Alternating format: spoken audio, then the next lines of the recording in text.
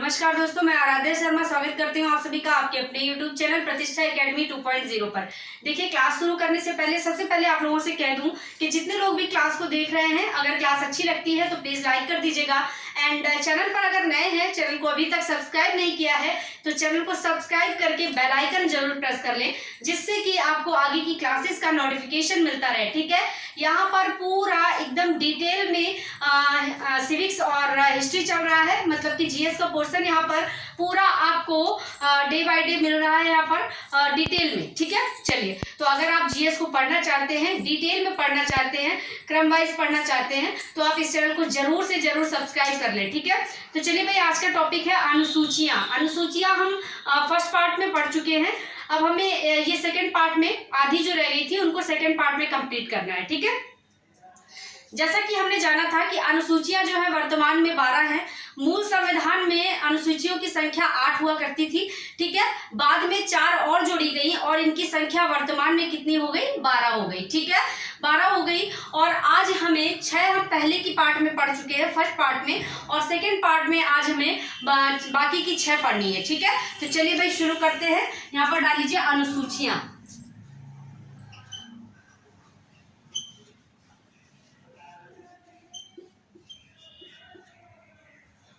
अनुसूचियां, ठीक है, चलिए, तो 6 तक हमने पढ़ा था। पहली अनुसूची, दूसरी अनुसूची, तीसरी, चौथी, पांचवी, छठी हमने पढ़ ली थी, जिसमें हमने अनुसूचित जनजाति क्षेत्रों के बारे में जाना था, जैसे कि असम, मेघालय, त्रिपुरा, मिजोरम। ठीक है, आज देखिए 7वीं अनुसूची, यहाँ पर देखिएगा 7वें नंबर पर लिखिएगा 7वीं अनुसूची।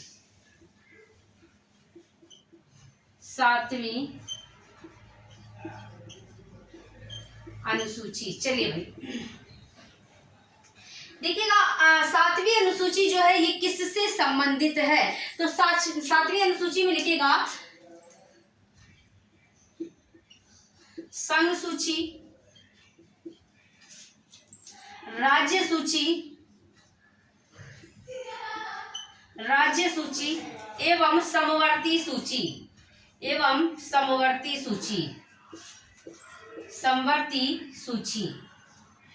ठीक है, चलिए भाई, तो संघ सूची, राज्य सूची एवं समवर्ती सूची और केंद्र एवं राज्य के बीच शक्तियों के विभाजन के बारे में। ठीक है, तो लिखिएगा केंद्र, केंद्र एवं राज्य के बीच शक्तियों के बंटवारे के बारे में।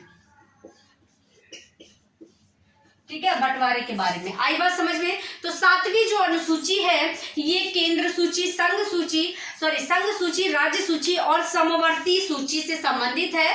केंद्र व राज्य के बीच शक्तियों का बंटवारा, मतलब कि केंद्र सरकार के पास कैसे कैसे विषय हैं और राज्य सरकार के पास कौन कौन से विषय हैं। ठीक है, देखिएगा यहाँ पर आगे हम इन तीनों को अलग अलग पढ़ेंगे, संघ सूची को अलग, राज्य सूची को अलग और समवर्ती सूची को अलग।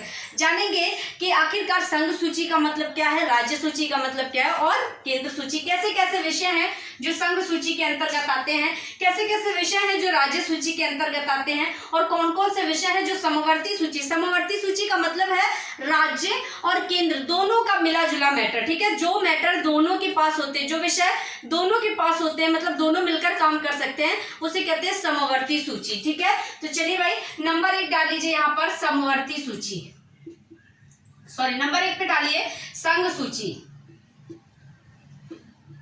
संघ सूची। ठीक है, संघ सूची। अब संघ सूची का मतलब क्या हो गया? केंद्र सरकार के पास जो विषय हैं, लिखेगा केंद्र सरकार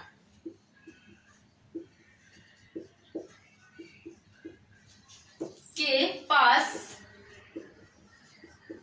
जो विषय, ठीक है, केंद्र सरकार के पास जो विषय हैं वो संघ सूची के अंतर्गत आते हैं। संघ मतलब केंद्र। ठीक है, चलिए, प्रांत मतलब राज्य। ठीक है, तो केंद्र सरकार के पास जो विषय हैं वो संघ सूची के अंतर्गत आते हैं। जैसे कौन कौन से विषय हो गए, जैसे में देख लीजिए, जैसे रक्षा,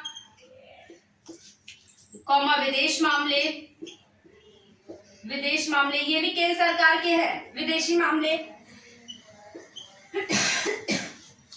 रेल संचार,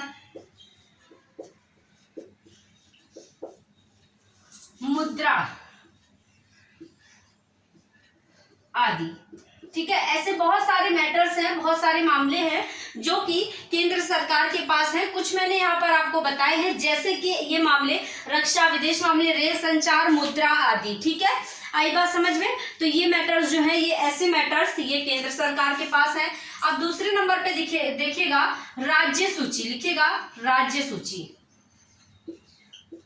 राज्य सूची क्या है? तो ये देखिए, आपने जाना संघ सूची केंद्र सरकार के पास जो विषय है, मतलब भारतीय गवर्नमेंट के पास, मतलब कि जो पूरा, जैसे आप देखते हैं ना पीएम है हमारे देश में पूरे के पूरे, तो वो केंद्र हो गया हमारा पूरा का पूरा भारत। अब राज्य सूची मतलब कि राज्यों का, स्टेट का जहां पर मामला आ रहा है, जो स्टेट की सरकार है। ठीक है, तो देखिएगा राज्य सूची, राज्य सरकार के पास, राज्य सरकार, जैसे आप केंद्र में देखते पीएम है और राज्य में देखते सीएम है, तो उस तरह से राज्य में जो सीएम की गवर्नमेंट चलती है, तो राज्य सरकार के पास जो विषय हैं, जो विषय हैं, ठीक है, राज्य सरकार के पास जो विषय हैं, जैसे में लिख लीजिएगा, जैसे में यहां पर सहकारिता ले लीजिए, सहकारिता ले लीजिए, यहाँ पर पर्यटन ले लीजिए, पर्यटन ये भी राज्य सरकार का होता है। ठीक है, इसके बाद यहाँ पर पुलिस प्रशासन ले लीजिए, पुलिस प्रशासन भी राज्यों का होता है। जैसे आप देखते हैं यूपी पुलिस, एमपी पुलिस, ठीक है, राजस्थान पुलिस, हरियाणा पुलिस। ठीक है, तो इस तरह से राज्यों का होता है। तो यहाँ पर देख लीजिएगा पुलिस प्रशासन, जेल प्रशासन,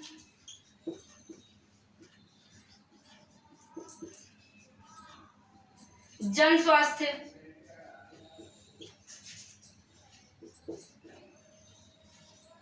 ठीक है। तो ये सारे के सारे ऐसे जो मैटर्स हैं वो राज्य सूची के अंतर्गत आते हैं। कैसे? सहकारिता, पर्यटन, पुलिस प्रशासन, जेल प्रशासन, जन स्वास्थ्य, ये सारे के सारे जो हैं ये राज्य सरकार के अंतर्गत आते हैं। ठीक है, तो जो राज्य सरकार के पास विषय हैं उन्हें कहेंगे राज्य सूची। ठीक है, जो केंद्र सरकार के पास विषय हैं उन्हें कहेंगे केंद्र सूची। ठीक है, क्या? संघ सूची। ठीक है, अब देखिए समवर्ती सूची, यहीं पर तीसरे नंबर पे ले लीजिए समवर्ती सूची।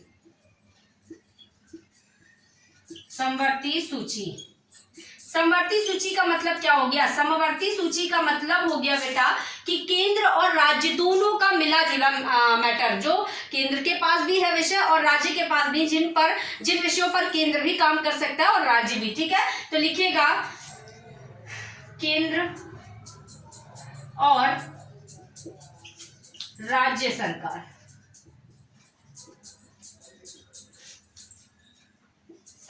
दोनों के पास जो विषय है। ठीक है, अब जैसे कि यहां पर लिख लीजिए शिक्षा,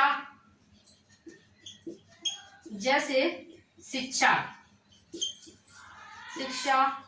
समाचार पत्र आदि,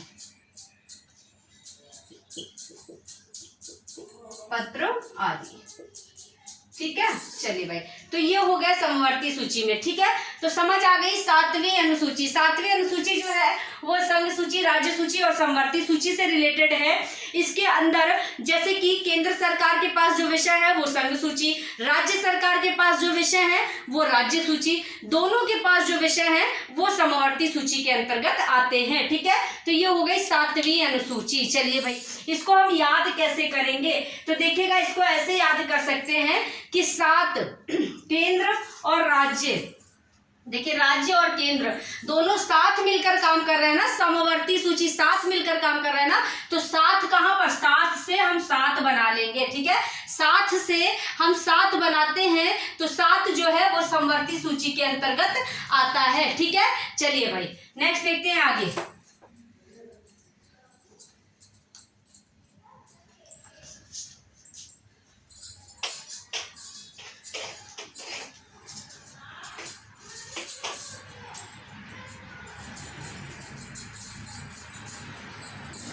देखिएगा, अब लिखिएगा 8वीं अनुसूची, 8वें नंबर पर 8वीं अनुसूची, 8वीं अनुसूची। 8वीं अनुसूची किससे संबंधित है? तो 8वीं अनुसूची जो है बेटा ये भाषाओं से संबंधित है, तो लिखिएगा भाषाएं, ठीक है, भाषाओं से रिलेटेड है। अब आपसे पूछेगा कि मूल संविधान में कितनी भाषाएं थी, मूल संविधान में कितनी भाषाएं थी? तो यहां पर लिख लीजिएगा कि मूल संविधान में, ऐसे लिख लीजिएगा, मूल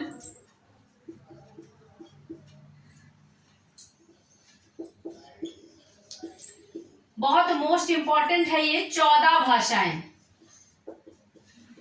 ठीक है। नहीं जानते, कई लोग नहीं जानते इसके बारे में कि मूल संविधान में कितनी भाषाएं थी। तो बेटा मूल संविधान में 14 भाषाएं थी, इस चीज को याद रखिएगा। जब संविधान बना ना उस समय 14 भाषाएं थी, वर्तमान में 22 भाषाएं हैं, अब बढ़कर 22 हो गई हैं। तो वो कौन कौन सी जोड़ी गई उनके बारे में हम बात करेंगे अभी, और किसके संविधान संशोधन द्वारा जोड़ी गई वो भी हम अभी बात करेंगे। देखिए मूल संविधान में 14 भाषाएं थी और वर्तमान में, यहाँ लिख लीजिएगा, वर्तमान में 22 हैं, ठीक है, 22 भाषाएं हैं। आई बात समझ में? चलिए भाई, और 8वीं अनुसूची किससे संबंधित है? भाषा से रिलेटेड है, ठीक है। तो सबसे पहले तो इसको हम याद कैसे करेंगे ये समझ लीजिए। देखिए भाई, कोई बंदा है तो उससे आप 22 भाषाएं अगर बोलने को कह दें तो बंदा ऐठ जाएगा, पूरी तरह ऐठ में आ जाएगा। क्यों? क्योंकि भाई एक तो बोली नहीं जाती हिंदी, हिंदी जो है हमारी मातृभाषा, वो तो ढंग से बोल नहीं पाते, और लोग कह रहे हैं कि 22 बोल डालो। अभी हम आपसे कहें आप 22 भाषाएं बोलिए, आप तो हमारे प्रति एकदम ऐठ जाएंगे, कहेंगे मैम क्या बात कर रही है, बताओ एक बोली नहीं जा रही है, 22 की बात करें। तो देखिए भाषा बोलने की बात हो रही है और भाषा पर हम ऐठ रहे हैं, तो ऐठ से 8 बन जाएगा और भाषा से भाषा बन जाएगा, ठीक है।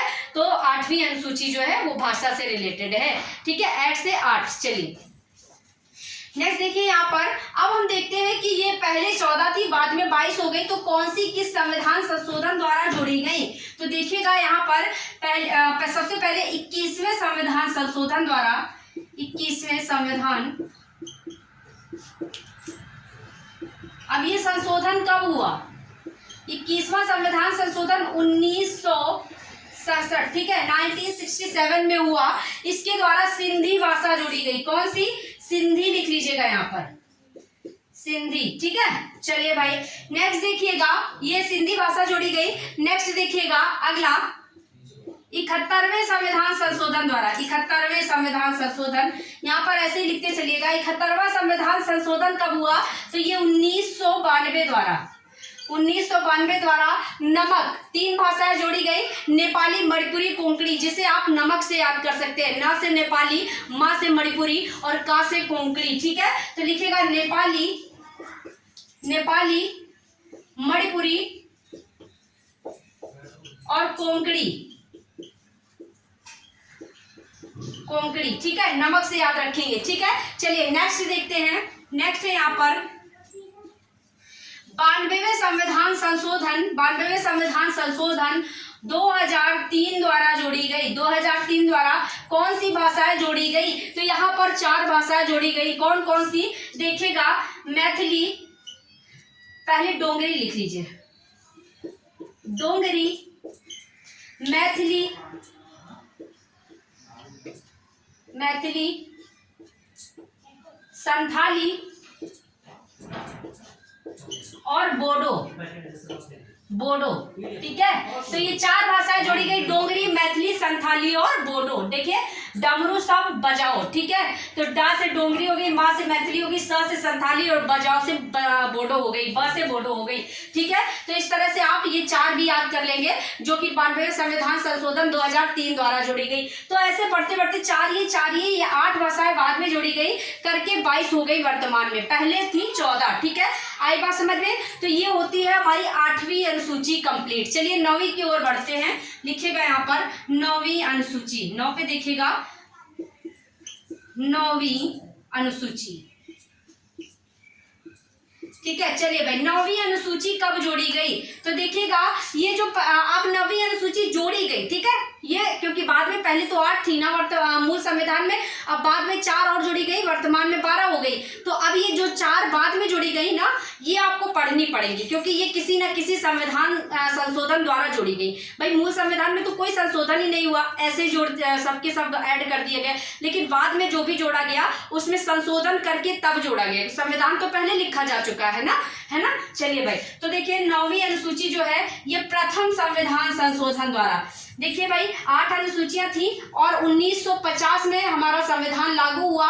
अगले ही साल 51 में पहला संविधान संशोधन हुआ, याद रखिएगा, ठीक है। अगले ही साल जब संविधान लागू हुआ उसके नेक्स्ट ईयर पहला संविधान संशोधन। तो प्रथम संविधान संशोधन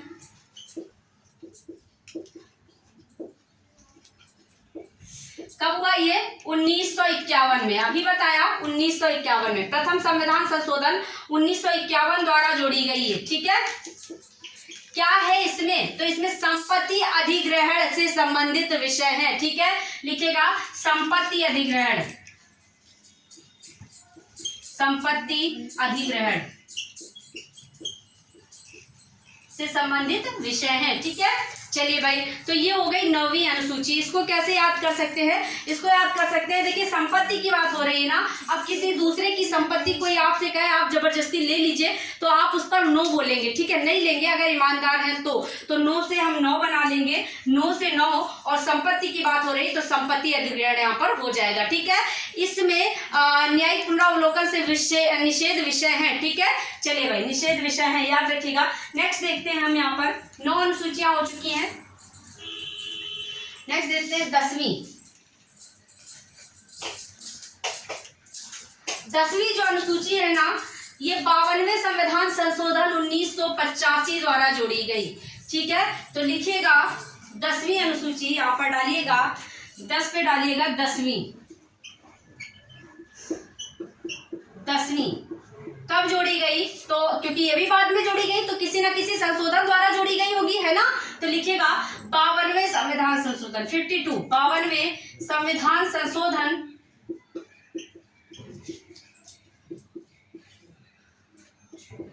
धन 1985 द्वारा जोड़ी गई, ठीक है। 1985 द्वारा जोड़ी गई। इसमें क्या चीज है, इसके अंतर्गत क्या आता है? दल बदल निषेध कानून। तो देखिएगा दल बदल निषेध कानून,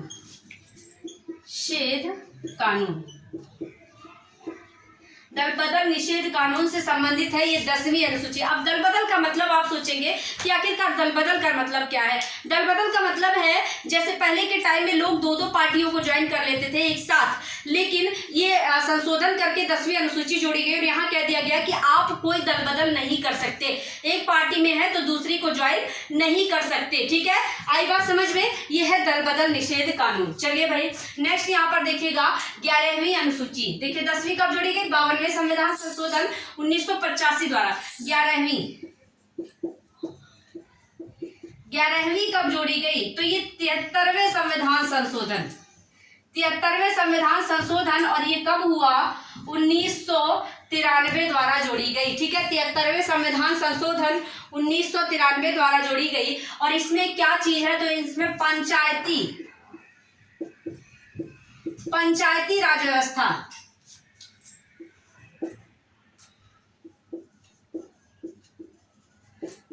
से संबंधित विषय हैं, ठीक है। पंचायती राज व्यवस्था से संबंधित विषय हैं किसमें? 11वीं अनुसूची में, ठीक है। और कब जोड़ी गई? 73वें संविधान संशोधन 1993 द्वारा। चलिए नेक्स्ट देखते हैं, लास्ट जो है आज की 12वीं अनुसूची, 12वीं अनुसूची, ठीक है।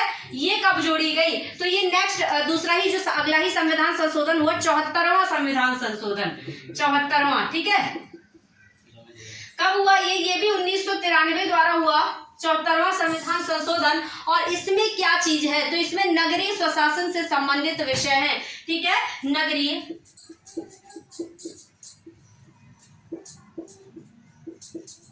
स्वशासन से संबंधित विषय, ठीक है, संबंधित विषय। आई बात समझ में?